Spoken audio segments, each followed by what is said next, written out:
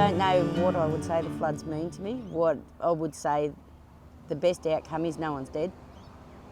Everyone's alive. People lost pets and animals and belongings, but there was no life lost. There was no serious injuries.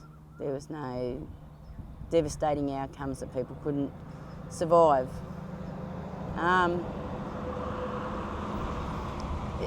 Like everyone else, the rain started, and it started on the Friday. Might have even started on Thursday actually, and continued right through Thursday night and Friday.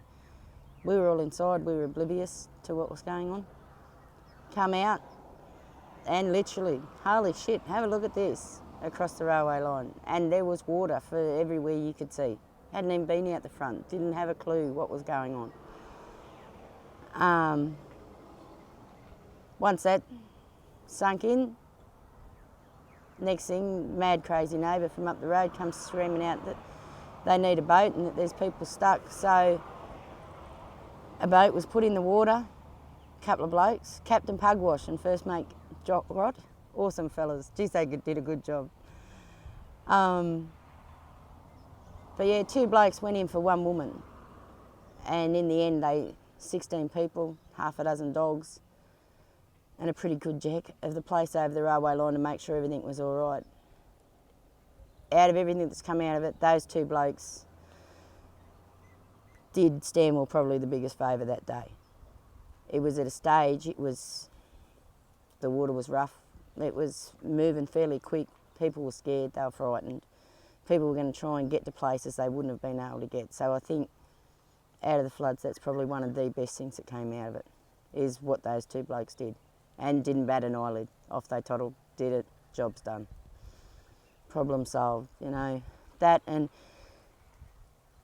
the humanity that people showed to others, strangers. A lot of the people in Stanwell probably aren't privy to what went on behind the scenes with different ones.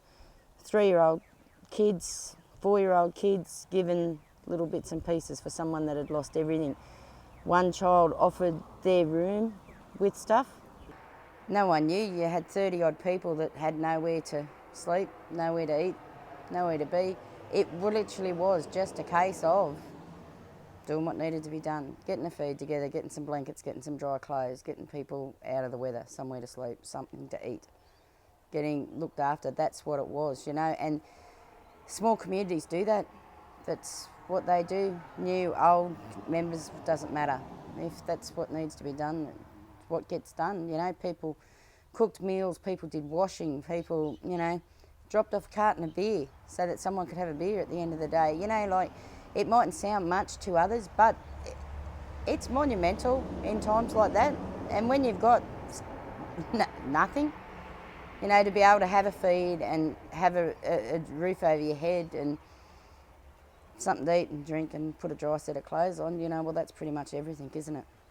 At the end of the day, it covers it, you know, like, and that's what small towns are about. That's what communities do.